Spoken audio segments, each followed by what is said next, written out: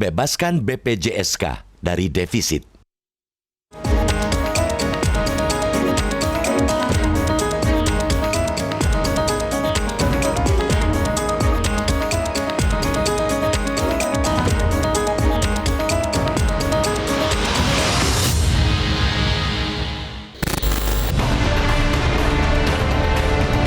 Setiap orang berhak atas jaminan sosial.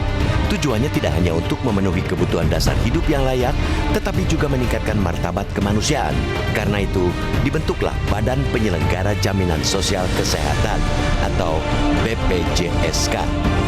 Dengan prinsip asuransi sosial dan ekuitas, BPJSK bekerja dengan tujuan menjamin agar seluruh warga bangsa yang menjadi peserta memperoleh manfaat pemeliharaan kesehatan dan perlindungan dalam memenuhi kebutuhan dasar kesehatan. Akan tetapi, dalam praktiknya, tidak selamanya BPJSK mampu menjalankan fungsi penjaminan tersebut.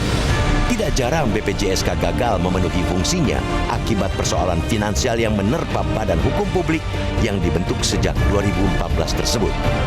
Salah satu persoalan paling serius yang mendera BPJSK ialah defisit keuangan yang terus-terusan menggerogoti lembaga yang dibentuk berdasarkan amanat Undang-Undang Nomor 40 Tahun 2004 tentang Sistem Jaminan Sosial Nasional atau SJSN ini.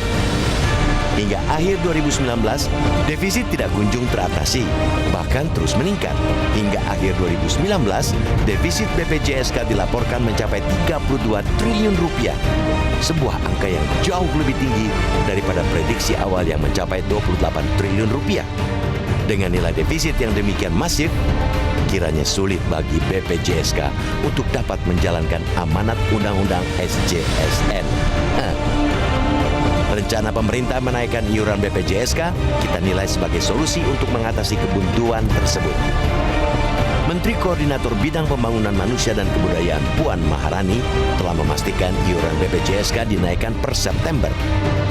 Menurut Puan, Presiden Joko Widodo sudah menyetujui kenaikan itu dan tinggal menunggu tanda tangan di PP tersebut.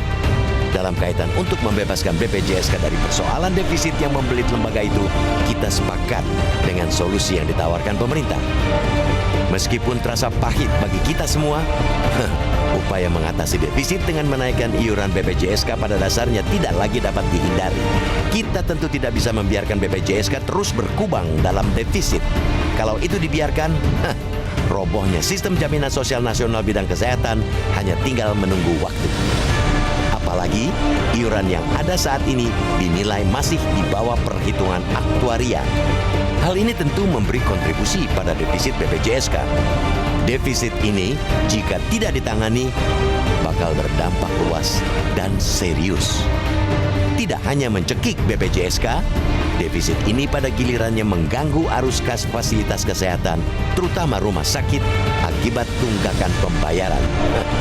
Kondisi ini selanjutnya bakal mengganggu kondisi keuangan supplier rumah sakit. Bila itu terus berlangsung, akhirnya rakyat juga yang dirugikan karena tidak lagi dapat menerima jaminan layanan kesehatan di rumah sakit tatkala masalah kesehatan mendera. Karena itu, kita mendukung sepenuhnya upaya pemerintah mengatasi persoalan defisit yang membelit BPJSK.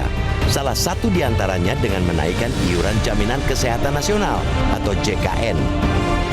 Dengan penaikan iuran JKN, diharapkan BPJSK terhindar dari kegagalan dalam menjalankan fungsinya sebagai penjamin kesehatan bagi seluruh rakyat. Di lain sisi, kita juga memahami kerisauan rakyat terkait besarnya nilai penaikan yang mencapai 116%.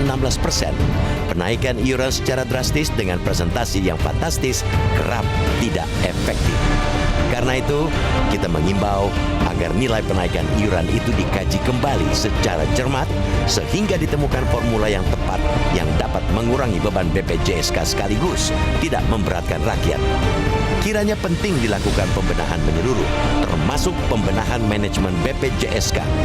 Pembenahan itu penting untuk menjamin kesinambungan jaminan sosial bagi kepentingan bersama.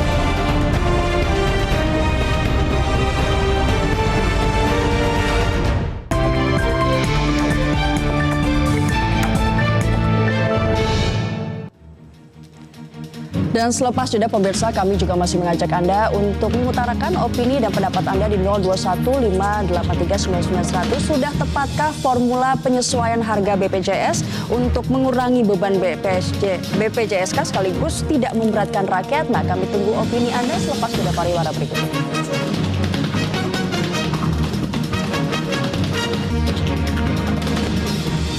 Bebaskan BPJSK dari defisit. Kita langsung tanya bagaimana pendapat dari Bang Kohar. Nah, ini katanya penyesuaian, tetapi sebenarnya kalau misalnya kita lihat ini naik banget 2 kali lipat. Ya kan istilah penyesuaian dan kenaikan itu kan sebetulnya diawali dari ketika eufemisme dulu itu. Penyesuaian itu untuk menggantikan kenaikan supaya lebih halus. Tetapi sebetulnya pada prinsipnya tetap penaikan gitu kan. Tetapi bukan di situ. Kita setuju dengan penaikan.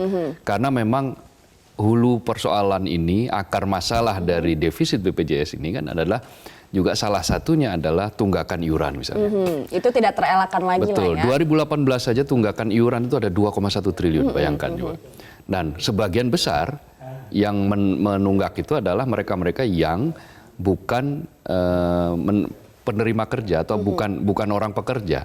Artinya memang mereka-mereka yang sebetulnya mesti dibantu dengan subsidi, tetapi kemudian mereka tidak sanggup sama sekali. Nah, dengan memanfaatkan seperti itu, maka ya bagaimana mungkin kalau iuran kolektabilitasnya, iuran itu tidak bisa dikolek, tidak bisa dipremi itu tidak bisa dikumpulkan, maka ya bagaimana BPJS bisa sehat, kan di situ pangkal persoalannya. Jadi pangkal permasalahan adalah defisit ini gimana untuk menyehatkannya kembali. Tetapi kita juga akan tanya bagaimana pendapat dari penelpon. Ada 2 penelpon sudah bergabung bersama kami. Ada Pak Edward dari Bengkulu. Pak Edward, bagaimana? Apakah formula kenaikan ini sudah tepat menurut Anda? Selamat pagi, Metro TV. Ya, selamat pagi. Ya, pagi, Pak. Bang Kohar dan Mbak Rati. Saya melihat namanya BPJS. Badan Penyelenggara Jaminan Sosial. Jadi bukan bisnis oriented, bukan laba, bukan benefit oriented ya. Ada jaminan sosial. Yang saya soroti pertama, nantilah soal kenaikan gaji para BPJS, dirut BPJS itu 200 juta loh, Pak. Jadi nggak sosial, dia sudah 200 juta itu berarti 2,5 triliun 1 tahun. Tolong ini dipikirkan, jangan, ini kan sosial, harusnya berlaku sosial. Dan pegawai-pegawainya juga gajinya terlalu besar untuk efisiensi. Kedua, saya pribadi merasakan, saya bayar BPJS itu 80.000, tapi saya sekali fisioterapi 55.000, saya merasa sangat terbantu. Ini saya yang kecil aja. Nah, saya harapkan apa yang dilakukan oleh pemerintah itu sudah tepat. Oke, jadi tidak tepat apa yang dilakukan pemerintah menurut Pak Edward dari Bengkulu. Kita menuju ke Venture di Manado, Sulawesi Utara. Selamat pagi. Selamat pagi Mbak Ini, selamat pagi Selamat pagi Pak. Bagaimana singkat saja? Jadi begini, intinya saya akan katakan bahwa saya memberikan support, dukungan ketika pemerintah mengambil kebijakan untuk menaikkan iuran BPJS ini. Karena persoalannya begini. Kalau ada hitung-hitungan bahwa akhir tahun 2019 ini akan membengkak tunggakan sampai dengan 32 miliar rupiah, 32 triliun bahkan, triliun, 32 triliun. Ini kan persoalannya begini, Mbak. Yang terjadi di daerah-daerah, BPJS sudah ada sejak dahulu kala. Tetapi mereka hanya terdaftar memiliki kartu, tetapi tidak malas membayar iurannya. Nanti ketika terjadi sesuatu, baru mereka mau aktifkan lagi. Nah, oleh karena itu saya kira kalau pemerintah menaikkan sampai dengan 100% ini, di sisi lain akan memicu masyarakat untuk menjaga kesehatannya. Iya kan? Dan itu harus didorong oleh pemerintah daerah. Bagaimana caranya masyarakat kita budayakan itu hidup sehat supaya tidak terbentur pada bagaimana caranya kita kehilangan uang untuk membayar iuran terlalu besar. Itu saja barangkali. Terima kasih Pak. Siap, Pak Venture dari Manado. Terima kasih. Ini ada 2 pendapat yang berbeda yang akan kita bahas usai jeda pariwara berikut ini. Tetaplah bersama kami di Editorial Media Indonesia. Bang Kohar, langsung saja tadi ada yang setuju dan tidak setuju. Ini menarik karena dua-duanya juga punya argumentasi yang kuat. Ya, ada beberapa hal yang perlu dijelaskan. Yang pertama bahwa kita setuju iur ini harus naik karena memang terlalu jauh, terlalu jomplang kita sadar ada defisit di situ. Betul, antara kebutuhan real per orang dengan membayar angka seperti itu, maka mustahil dia akan mendapatkan coverage kesehatan dalam skala yang luas gitu, semuanya gitu kan. Karena itu naik. Tapi persoalan kemudian naiknya berapa kan itu yang menjadi persoalan. Karena BPJS sendiri kan didesain itu bukan untuk mencari untung, betul tadi Pak Edward mengatakan. Dan memang undang-undangnya begitu. Karena itu uangnya seimbang, menggunakan raca keuangan yang seimbang. Artinya antara pengeluaran dan pemasukan itu balance, seimbang. Tidak untung, tapi juga tidak defisit, mestinya seperti itu. Tapi sekarang yang terjadi persoalannya defisitnya terus-menerus naik dari waktu ke waktu. Bahkan bisa mencapai 32 triliun akhir tahun ini. Dan diprediksi kalau tidak diatasi bisa mencapai 40 triliun tahun depan misalnya. Nah, hal-hal seperti ini harus dicari, diurai. Nah, sampai di titik mana penaikan itu tidak memberatkan Jadi masyarakat. harus ada berimbang gitu ya. Betul. Dengan menaikkan 116% tentu ini angka yang sangat besar, banget bagi masyarakat. Nah, yang paling juga tidak kalah penting adalah tata kelolanya.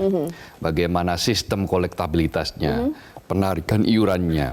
Kita juga mengimbau pada masyarakat untuk memiliki kesadaran bahwa pentingnya membayar iur itu. Tadi nilai yang diberikan oleh Pak itu Fensa sesuatu juga. yang betul. Iya. Jadi dengan masyarakat itu rajin atau disiplin untuk membayar iur, maka itu juga manfaatnya bukan hanya buat siapa-siapa, tapi juga buat mereka buat kita sendiri, untuk masyarakat sendiri. Oke, terima kasih Bang Kohar telah bergabung dan memberikan pandangannya mengenai hal ini. Dan pemirsa jangan kemana-mana, kami akan hadirkan informasi penting lain yang ke hadapan Anda. Tentu saja kita menghimbau agar nilai penaikan iuran itu dikaji kembali secara cermat sehingga ditemukan formula yang tepat dan dapat mengurangi beban dari BPJSK sekaligus tidak memberatkan rakyat. Penting dilakukan pembenahan menyeluruh termasuk pembenahan manajemen BPJSK, dan pembenahan itu penting untuk menjamin kesinambungan jaminan sosial bagi kepentingan bersama. Saya Ajeng Kamarati, terima kasih dan selamat pagi.